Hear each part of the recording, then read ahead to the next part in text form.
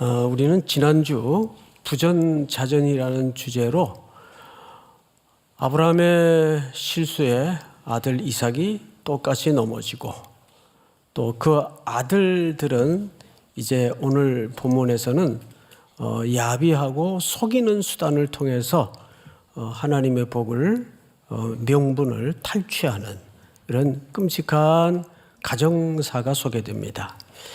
자, 우리는 지난주 이것을 그 시대의 본문의 맥락에서 먼저 봐야 된다고 말씀을 드렸죠. 26장을 다룰 때 25장을 염두에 두라고 소개를 드렸습니다. 25장에는 복중에서부터 한 어머니의 뱃속에서 쌍태아가 서로 먼저 나가겠다고 이렇게 싸우는 다투는 모습이 등장을 하고, 다음 27장에서는 태어난 두 아들들이 놀라운 광경으로 명분도 빼앗은 아들이 또 그 축복의 실질적인 내용마저도 속여서 빼앗는 일들이 벌어집니다. 그 한복판에 이삭이 있어요. 근데 그 아버지 또 이삭은 오늘 이렇게 소개가 되죠. 27장 1절을 한번 볼까요? 이삭이 나이가 많아 눈이 어두워 잘 보지 못하더니, 이 부분은 단순히 시력을 소개하려고 여기 기록했을까요? 그렇지 않겠죠. 시력의 문제를 얘기하는 것이 아니고, 성경에서 눈이라는 이 생체기관은 인식의 통로를 얘기합니다. 인식의 통로. 같은 눈이지만 같은 현장을 보지만 그것을 어떤 시각과 시선으로 보냐는 이 100명이 앉아 있으면 100명이 다 달라요. 똑같은 선교 현장을 다녀도 어떤 사람은 또 이런 관점에서 보고 어떤 사람은 또 전혀 다른 관점에서 볼 수가 있단 말이죠. 이것을 시선 또는 시각이라고 하는데, 이걸 조금 더 포괄적으로 표현하면 분별력이라고 표현을 해도 다르지 않습니다. 그래서 오늘 여기 눈이 점점 어두워졌다는 것은 그 나이가 들어서 노안이 생겨서 점점 못 보게 됐다, 이런 생물학적인 표현이 아니고 점점 분별력이 떨어졌다, 이런 의미로 받아들이면 정확합니다. 자, 그럼 어떤 분별력이 떨어졌을까? 성경을 좀 보십시다. 눈이 어두워 잘 보지 못하더니 맏아들 에서를 불러 이르되 내 아들아 하매 그가 이르되 내가 여기 있나이다 하니 이삭이 이르되 내가 이제 늙어 어느 날 죽을는지 알지 못하니. 우리 3절 한번 같이 읽을까요? 시작. 곧 화살통과 활을 가지고 들에 가서 나를 위하여 사냥하여. 죽기 전에 꼭 먹고 싶었던 난 이 대목을 읽다가 야, 진짜 뭐 이런 노인네가 다 있나, 그건 뭐 얼마나 맛있었길래 죽기 전에 저걸 꼭 한번 먹고 죽어야 되겠다, 이런 생각이 들었던 것 같아요. 뭐 그럴 수 있겠죠. 그래서 사냥자라는 평소 별미를 가끔씩 잡아다 만들어 주었던 아들을 부릅니다. 에서죠. 근데 에서는 이 아버지가 특히 호기로운 인물이고 사냥도 좋아하고 활동적이니까 총애했던 아들 중에 하나입니다. 불러서 이제 부탁을 한 거죠. 4절을 좀 한번 읽겠습니다. 내가 즐기는 별미를 만들어 내게로 가져와서 먹게 하여 내가 죽기 전에 내 마음껏 네게 뭐하게 하라? 축복하게 하라. 이 별미로 아버지가 갖고 있는 축복권을 통해서 그 아들에게, 큰 아들이니까 축복하려고 계획을 했던 것 같아요. 자, 그런데 여러분, 뭐 여기까지는 우리가 통념으로 받아들일 수 있어요. 왜냐하면 이스라엘은 아시는 것처럼 그 후에도 성경 속에 장자에게는 유산을 상속할 유산을 2배를 주도록 규정하고 있죠. 그러니까 이것은 아직 그런 율법이 만들어지기 전이지만 히브리인들의 관습 속에는 통념이에요. 있을 수 있어요. 근데 사회적 통념보다 더 중요한 게 뭐죠? 하나님의 계시입니다. 하나님의 계시는 어떠했는가를 한번 먼저 보도록 하겠습니다. 창세기 25장을 좀 띄워주세요. 이삭은 에서가 사냥한 고기를 좋아하므로 그를 사랑하고, 그러니까 이삭은 에서를 사랑한 기초가 뭐죠? 고기 때문에. 고기 먹을 맛이 딱 떨어지더라고요. 고기를 좋아하므로 그를 사랑하고 리브가는 야곱을 사랑하였더라. 아무래도 이제 에서보다는 야곱이 조금 모든 면에서 약한 아들이었겠죠. 뭐 늘 내성적이고 집에만 머물고 엄마 치마꼴이나 붙들고 다니고 이렇게 INFJ였던 것 같아요. 그러니까 이제 이 집에 심각한 그 문제가 부모의 극단적인 편애입니다. 자, 이것도 보통 문제가 아니에요. 아이들을 키우다 보면. 자, 그런데 다음 구절을 한번 띄워주실까요? 창세기.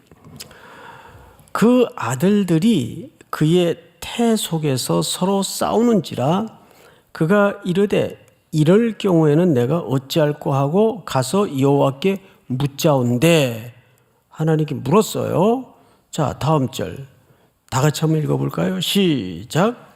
여호와께서 그에게 이르시되 두 국민이 내 태중에 있구나. 두 민족이 내 복중에서부터 나누이리라. 이 족속이 저 족속보다 강하겠고 큰 자가 어린 자를 섬기리라 하셨더라. 자, 정확하게 하나님의 계시 속에는 큰 자가 어린 자를 어떻게 하리라? 섬기리라. 이것이 누구의 말씀입니까? 그렇죠. 하나님의 계시의 말씀이에요. 근데 지금 살펴본 본문 속에는 우리 27장 다시 돌아가서 4절을 볼까요? 27장 4절. 내가 즐기는 별미를 만들어 내게로 가져와서 먹게 하여 내가 죽기 전에 내 마음껏 네게 축복하라 하라. 자, 이 말은 지금 누가 누구에게 하는 얘기죠? 이삭이 큰아들 에서에게 하는 얘기입니다. 그러면 계시의 말씀과 지금 정반대로 가고 있는 거예요. 근데 그 기초가 뭐죠? 사회적 통념과 그냥 인간적인 취향, 인간적인 감각 때문에 하나님의 계시와는 점점 어긋나는 판단을 하게 됩니다. 이거는 사실 하나님의 계시를 어기는 것을 넘어서 더 무서운 죄는 불순종과 하나님을 속이는 일입니다. 근데 자기가 더 크게 속을 줄은 몰랐죠. 이 사실을 엄마가 알게 돼요. 리브가가. 그래서 이러다 안 되겠다. 엄마는 누구를 더 편애했죠? 네. 둘째 야곱을 더 편애했어요. 그러면 혹자는 이렇게 생각하실 수도 있겠어요. 그럼 리브가는 둘째 아들에게 이 복이 돌아가게 하기 위해서라면 하나님의 계시를 더 붙들고 있었나? 애석하게도 성경에는 일절 그런 근거를 제공하고 있지 않습니다. 리브가의 이 속임수는 하나님의 계시에 근거한 집착이기보다는 단순한 인간적인 모성애적 사랑이었어요. 여러분, 부성애도 좋고 모성애도 좋지만 부성애와 모성애보다 더 중요한 것이 하나님 아버지의 계시입니다. 믿습니까? 그게 더 중요한 거예요.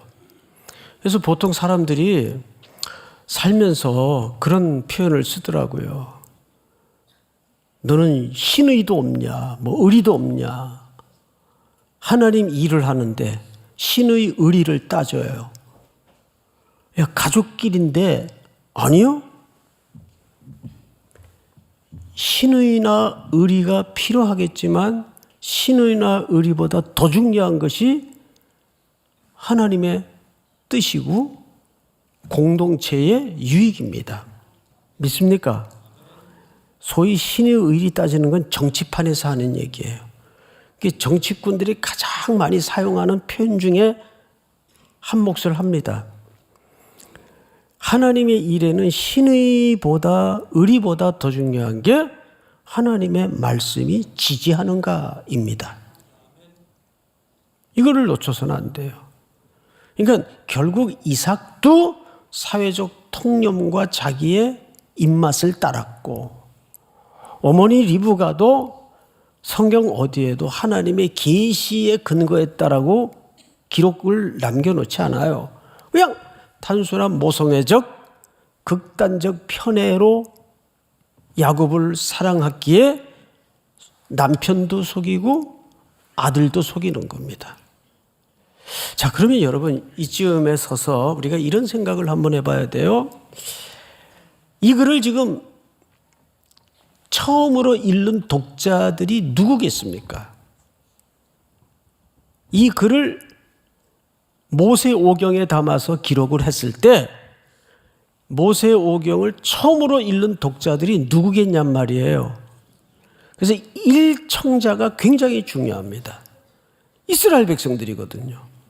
그러면 이스라엘 백성들로 말하자면 자기들의 신분과 혈통과 선민이라는 사상 때문에 얼마나 민족적 자긍심이 대단한지 알아요? 상상 이상입니다. 그들이 이 글의 첫 번째 독자란 말이에요. 여러분 출애굽기 3장을 한번 띄워주실까요? 이제 모세가 하나님이 바로 앞에 가서 내 민족을 구원하라 그러니까 저는 못 가요. 전 말도 못해요. 그리고 이제 뭐 내가 좀 손에 땀이 있을 때 뭘 좀 하려고 그랬더니 두 팔짱 끼고 계시다가 이제 80 넘어서 호호백발 노인네가 다 돼가지고 나 하나도 간수하기 어려운 나이가 됐는데 뭐 이제 와서 뭘 하란 얘기입니까? 못합니다. 안 갑니다. 버티니까 하나님이 또 모세에게 이르시되 너는 이스라엘 자손에게 이같이 이르기를 너희 조상의 하나님 곧 아브라함의 하나님 이삭의 하나님 야곱의 하나님께서 나를 너희에게 보내셨다 하라. 이는 나의 영원한 이름이요 대대로 기억할 나의 뭐니라? 칭언이라. 여러분 이 맥락에서 이 이야기를 하나님이 왜 꺼낼까요? 이유가 있습니다. 여러분 아브라함이 누굽니까? 자기 와이프를 속이고 그 나라의 왕을 속여서 2번씩이나 아내를 위기에 빠뜨렸던 정말 못난 인생에 큰 상처를 남긴 인물입니다. 그런데 그 아브라함의 거짓말에 누가 또 넘어지죠? 그 아들 이삭이 넘어져요. 똑같은 실수를 반복합니다. 죄악에 대한 부전자전. 또 그 아들들은 또 어때요? 서로 속이고 물어뜯고 복중에서부터 거기에 어머니까지 가세를 해서 그러고 보니까 이게 무슨 가족 사기단도 아니고 예? 이 족보를 지금 누가 첫 번째 읽을까요? 이스라엘 백성들이 나름 자기 민족과 집안에 대해서 대단한 자긍심과 자부심을 가지고 있었던 사람들일 텐데 이런 글들을 읽었을 때 어떨까요? 저희 집에도 족보가 있어요. 제가 우리 집안의 종손입니다. 요즘 청년들이 종성 그럼 뭐 종살이를 했었던 집안인가? 종성이라는 개념을 잘 모르더라고요. 그게 뭔데요? 여러분, 저희 집에 그래서 족보가 있어요. 일단 족보가 있다는 것은 집안이 평균 이상은 된다는 얘기예요. 왜냐하면 옛날에는 족보 없는 집이 대다수였습니다. 이 족보를 이제 우리 아버님이 갖고 계시던 거를 이제 제가 물려받아서 뭐 집안이 온통 한번 큰 시련을 겪는 바람에 그 족보책이 좀 일부는 지금 막내가 그 이제 목회를 하는데 막내가 가지고 있고 이제 대부분은 제가 이제 보관을 하고 있는데 저희 그 족보가 야로 송가 집안입니다. 경남 합천군 야로면이라고 있어요. 거기가 본관이에요. 그러다가 이제 집성촌이 그 경북 그 영주로 이제 올라가서 그 영주에 집성촌을 이루고 살았고 거기서 우리 집안은 다 태어납니다. 그러니까 이 족보책을 늘 봤죠. 쭉 거슬러 올라가면 시조가 누구시냐면 송맹자 영자를 쓰시는 분인데 이분이 직급이 꽤 높았어요. 이렇게 찾아보니까 대체적으로 병과가 요즘식으로 얘기하면 문과계통입니다. 문과계통 병과가. 그리고 이제 벼슬들을 꽤 하셨어요. 제가 그때 태어났어야 되는데 이 시대에 잘 태어났죠. 예. 그래서 처음에는 이 예수 믿고 나서 제사 안 지낸다고 굉장히 주변 친인척 분들로부터 좀 지탄을 많이 받았습니다. 지금은 뭐 일절 그러질 않지만. 자, 그런데 그 정도의 족보를 가지고도 우리 집안에 그래도 그렇게 뭐 뼈대가 없는 집안은 아니었구나 흐뭇해할 텐데 이스라엘 백성들이 그런 난잡하고 불온한 기록을 담은 조상들의 이력을 봤을 때 이건 거의 가족 사기단 아니야? 어떤 마음이었을까? 하나님은 왜 이런 기록들을 후대에게 여과 없이 남기셨을까? 뭘 얘기하고 싶은 걸까요? 여러분, 우리 집안도 뭐 별거 없구나. 똑같이 어느 집에서나 겪을 수 있고 넘어질 수 있는 자리에 우리 집안도 있었구나. 그걸 보게 하는 거죠. 그 조상들의 적나라한 실상을 마주하게 하면서 우리 모습을 직시하게 하는 겁니다. 이 목회를 이제 한 40년 넘게 이렇게 하다 보니까 별의별 가정 대단한 집안들 많이 만나지 않습니까? 어떤 집안들은 유전적으로 머리가 좋아서 거의 서울대 집안의 의사들이 수두룩하고 그러면 이 집안은 DNA가 좋아서 이렇게 참 머리도 좋고 학벌도 좋고 대단하구나. 그런데 조금 더 자세하게 들어가면 다 나름대로 소가리가 있을까요? 없을까요? 너무너무 많아요. 그런 깊은 사연을 목회적으로 듣다 보면 차라리 평범해서 그저 평범하게 사는 게 얼마나 복인가. 또 집집마다 사별, 이혼, 또 아이들 문제, 남편 문제 이런 걸로 다 가슴앓이가 있어요. 그러니까 그렇게 평소 기도 많이 하시고 정말 경건하게 사시던 어머님 뵙고 온 우리 친구 목사가 이렇게 식사를 하면서 그냥 무심히 한마디 툭 던지더라고요. 야, 송 목사, 인간은 다 불쌍해. 갑자기 왜 그러냐? 우리 어머니 보니까 그래. 미국은 이게 그렇게 치매가 걸리고 이제 가족들이 집에서 이렇게 요양을 돌봐드릴 수가 없으니까 다 기관에 맡겨요. 그게 또 미국은 일상화돼 있고 어머님 한 번씩 뵙고 올 때마다 그냥 가슴이 무너지는 거예요. 저렇게 경건하고 기도 많이 하시던 어머님인데 이제 기력이 쇠하니까 이제 정신도 이제 들락달락 하시고 그런 모습을 보면서 아, 인간은 다 불쌍한 존재야 그러더라고요. 근데 자기가 거기 어머님 면회하러 갔다가 깜짝 놀랐대요. 신학교 다닐 때 헬라어 교수님이신데 어마어마한 학자예요.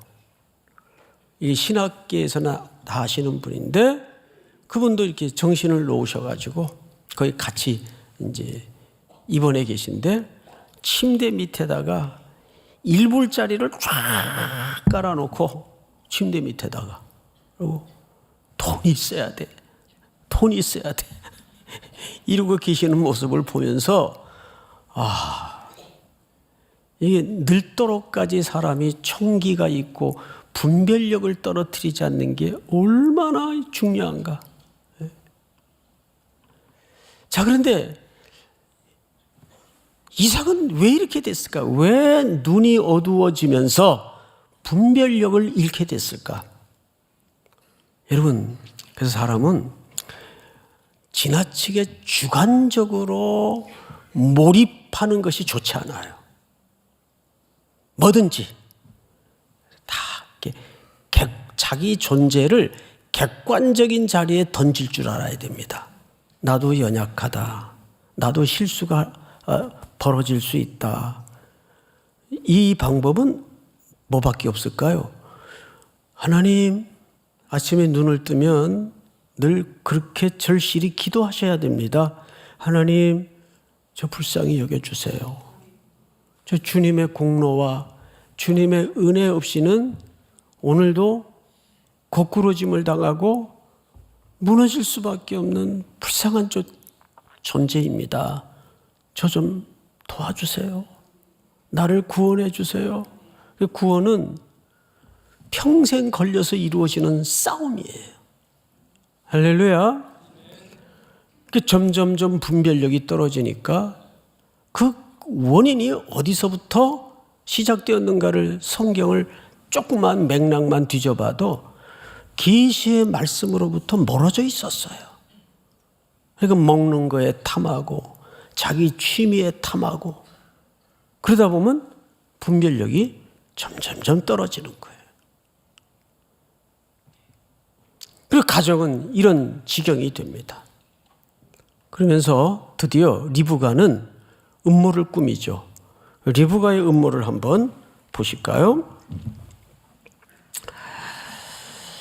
우선 창세기 27장 21절을 보세요. 21절. 성경을 제가 좀 읽겠습니다. 이삭이 야곱에게 이르되 내 아들아 가까이 오라. 네가 과연 내 아들 에서인지 아닌지 내가 너를 만져보려 하노라. 22절 다 같이 시작. 야곱이 그 아버지 이삭에게 가까이 가니 이삭이 만지며 이르되 음성은 야곱의 음성이나 손은 에서의 손이로다 하며. 자, 음성은 야곱의 음성인데 손은 에서의 손이구나. 근데 뭘 기준했죠? 감각에 기준했어요. 어머니의 계략대로 에서가 이렇게 털이 많았던 인물이었던 것 같아요. 염소 털을 입어서 에서처럼 꾸미게 해요. 근데 음성은 아무리 성대 묘사를 해도 그거는 사람의 음성에도 지문이 있듯이 이렇게 독특한 지문이 있을 수밖에 없죠. 마찬가지. 이삭이 눈이 점점 어두워서 이제 듣기만 하는데 분명히 야곱의 음성이에요. 근데 손을 만져보니까 누구의 손이에요?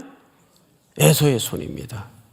음성은 야곱의 음성인데 손은 에서의 손이로구나. 여기에서 감각기관에 의존해서 그는 속아버립니다. 그리고 정말 자기의 소원대로 자기의 의지대로 큰아들 에서에게 복을 비는 걸로 알고 남김없이 복을 다 빌어버립니다. 뒤늦게 들어온 에서가 이 사실을 알고 방성대곡을 하죠. 그러나 이 복은 되돌릴 수가 없어요. 한 번 빌어진 복은 그대로 유효하게 되는 겁니다. 그리고 동생을 향해서 살 의를 갖게 돼요. 자, 성경을 한번 보십시다. 27절 건너뜁니다. 27절.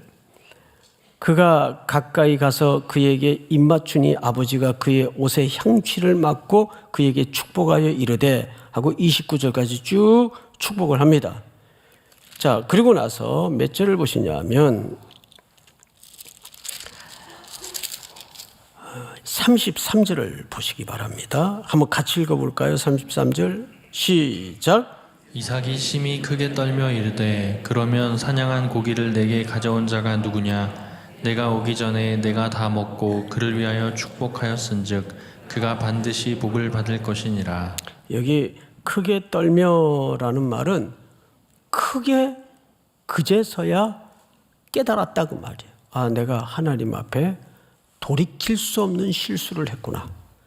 크게 떨며라는 말은 하나님에 대한 두려움이에요. 경건한 두려움. 그제서야 깨달아진 겁니다. 그러나 이제 물은 엎질러졌어요.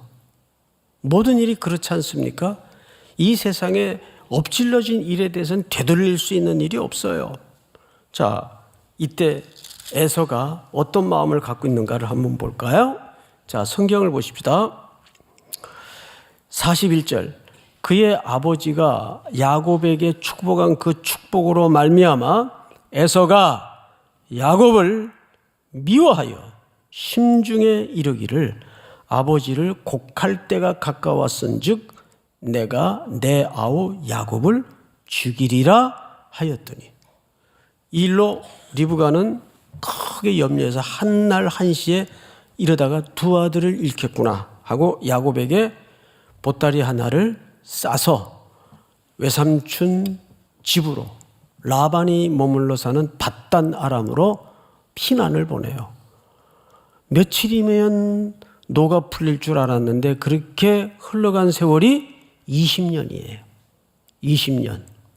며칠이면 모든 게 해결될 줄 알았는데 20년의 시간이 흘러버렸어요. 여러분, 이 20년은 각자의 가족들에게 형벌의 시간이었습니다. 그 20년의 형벌의 시간을 통해서 그동안 하나님께 집중하지 않고 하나님의 말씀과 언약과 약속보다 더 중요하게 붙들고 그것이 복인 것처럼 자기들의 힘으로 자기들의 수단으로 쟁취하려고 했던 모든 것들이 인생 속에서 다 무의미한 것으로 빠져나가는 시간이었어요. 아, 이게 진짜 복이 아니구나. 내가 그토록 욕망에 묶여서 눈이 멀어서 붙잡고 쟁취하려고 빼앗으려고 했던 그래서 빼앗고 쟁취했던 것들이 진짜 복이 아니구나. 그리고 나중에 야곱은 이스라엘로 바뀝니다. 그제서야 진짜 참된 복이 여호와를 가까이 하는 것이 참된 복임을 깨닫고 바로 앞에서도 들어가자마자 식객으로 얻어먹으러 들어간 주제에 바로에다가 바로 안수를 합니다. 하나님의 이름으로. 이게 중요한 장면이에요. 이젠 뭐가 진짜 기준이고 중요한 것을 야곱은 알게 됩니다. 그리고 그렇게 사랑했던 요셉을 향해서 형들의 음모 속에 또 이 집안은 혹독한 시련을 겪어요. 오랜 세월. 야곱의 입에서 나중에 이런 고백이 나오죠. 내가 이르면 이루리라. 이르면 이루리라. 그것마저도 하나님이 내 손에서 거두어 가신다면 나는 하나님 앞에 떼놓을 수밖에 없다. 이렇게 바뀌는 거예요. 여러분, 그렇게 보면 인생이라는 이 시간표는 한 홀이나 한 발자국도 무의미한 시간이 없습니다. 다 나를 만들어가는 시간이에요. 그러니까 출애굽기 3장 15절을 보시면 다시 한번 띄워주실까요? 하나님이 못 간다고 버티는 모세에게, 모세는 뭘 근거로 못 간다 그랬죠? 근데 이 나이에 이 능력 가지고 지금 이 조건으로 뭘 하라는 얘기입니까? 아직도 자기 속에 뭔 조건을 가지고 주의 일을 하는 것처럼 착각을 한다고요. 이게 목회자들의 착각일 수도 있어요. 교회가 뭐 늘어나고 부흥되게 하는 거, 자기가 목회를 잘해서 자기가 설교를 잘해서 되는 것처럼 never. 아닙니다. 착각하면 안 돼요. 그럼 모세도 지금 아직 그 착각에서 못 벗어나고 있는 거죠? 모세에게 이르시되 너는 이스라엘 자손에게 이같이 이르기를 너희 조상의 하나님 여호와 곧 아브라함의 하나님, 이삭의 하나님, 야곱의 하나님, 이 세 인물만 거론해도 우와 대단한 분들인데일까요? 아닙니다. 이런 진상들을 하나님은 이런 거의 가족 사기당 같은 누가 이 기록을 다 보고 있어요? 이스라엘 백성들이. 자기네들 조상들의 이력도 별거 없더라고요. 보면서 내가 아브라함을 아브라함 되게 했다, 이삭을 이삭 되게 만들었다, 야곱을 야곱 되게 만들었다, 내가 그들에게 기어코 복을 주어서 그들을 내가 만드신 하나님이다. 믿습니까? 그래서 하나님의 그 캐릭터를 오늘 이렇게 설교를 준비하면서 딱 아주 명징하게 한 컷으로 그리라면 고집쟁이 하나님. 고집쟁이 하나님. 하나님은 정말 우기시는 분이에요. 아니야, 내 자녀야, 내 아들이야. 우기시는 대로 그 자녀를 만들어 갔어요. 제가 저녁 예배 때 한번 우리 청년들에게 그런 얘기 나눈 적이 있는데요. 제 친구 중에 오랜 세월 자녀가 없는 친구가 있었어요. 이제 뭐 생물학적인 상황으로도 이제 늦은 나이인데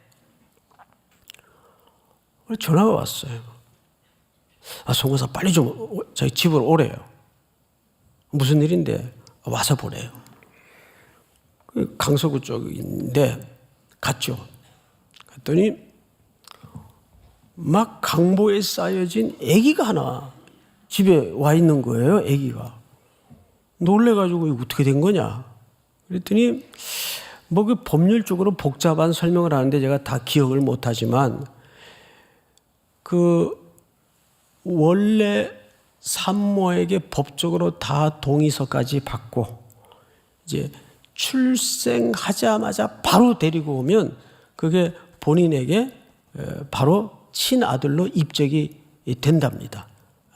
그래서 가슴으로 이제 생기고 낳은 아들이죠. 오랫동안 기도한 끝에 아내랑 의논을 해서 지금 병원에서 바로 데리고 오는 길이래요. 기도 좀 해줘. 친한 친구니까 이 기쁜 상황을 친구에게 알릴 겸 또 기도 부탁을 하는 거예요. 그래서 너무 축하해주고 기뻐서 간절히 기도를 해주고 그 후에 이 사람들은 선교지로 떠났어요. 한참 세월이 흘러서 저도 이제 그 선교지에 갔는데 밥을 먹으면서 야, 송 목사님 고민이 하나 있다. 뭔데?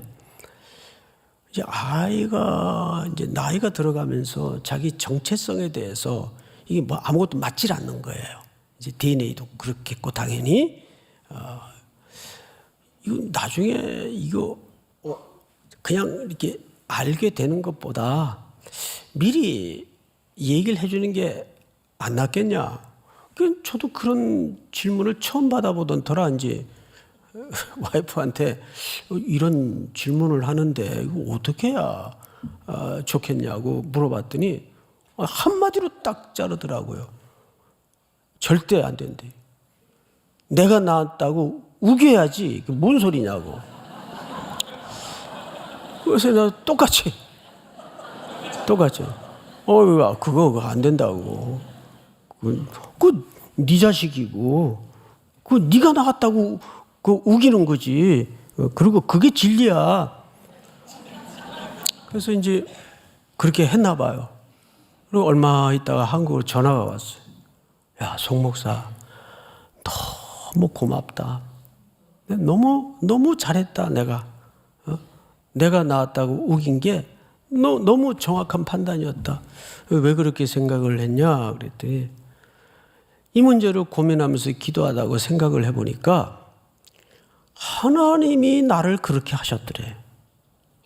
이 친구는 과거에 참 이 선교사는커녕 목회자 되기도 아무 조건이 안 되는 험한 과거가 있어요. 말도 안 되는 험한 과거가 있어요. 그런데 하나님이 내 인생에 개입해 들어오셔서 나를 우기신 거예요.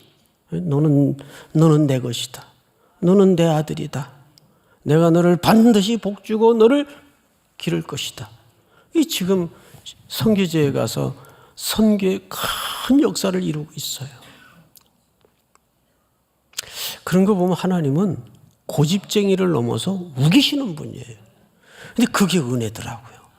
내 인생에 대해서 우겨주셨고, 아니야, 너 네 자신을 근거로 넌 좌절하지 마.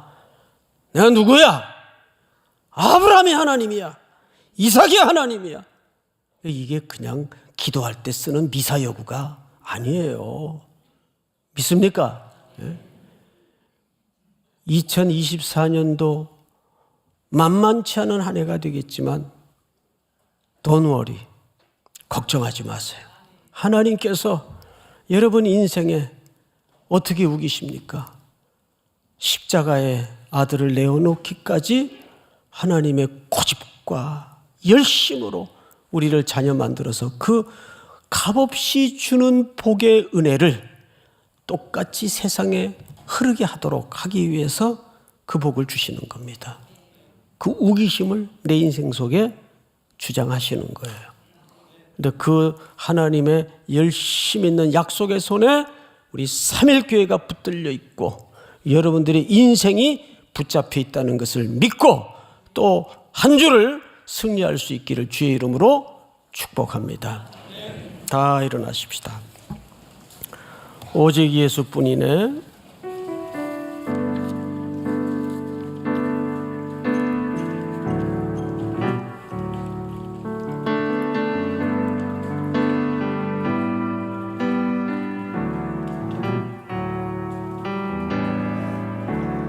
은혜 아니면 살아갈 수가 없네. 호흡마저도 다 주의 것이니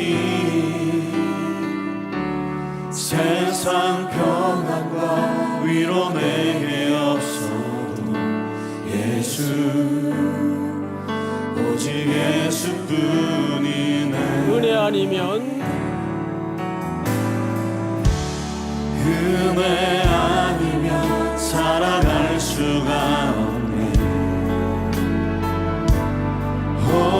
호흡마저도 다 주의 것이니 세상 평안과 위로 내게 없어. 예수 오직 예수뿐이네.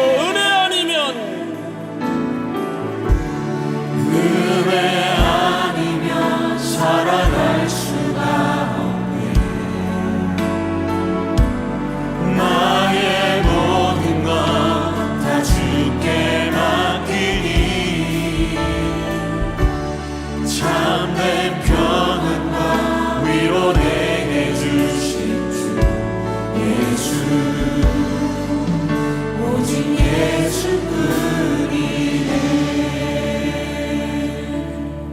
지금은 우리 구주 예수 그리스도의 은혜와 하나님 아버지 독생자를 아낌없이 십자가에 내어주신 그 신비한 사랑하심과 성령님의 온 생애를 인도하시고 교통해 주시며 부욕케 하시는 역사가 오늘 은혜 아니면 설 수 없음을 고백하여 다시 그 은혜에 묶여 저문을 나서는 사랑하고 사랑하는 귀한 3일의 성도들, 해외, 군에 멀리 출타 있는 가족과 일본 땅에 퍼져 선교의 역사에 동참하고 있는 우리 성도들, 청년들, 복중의 생명까지 영원토록 함께 있을지어다. 아멘.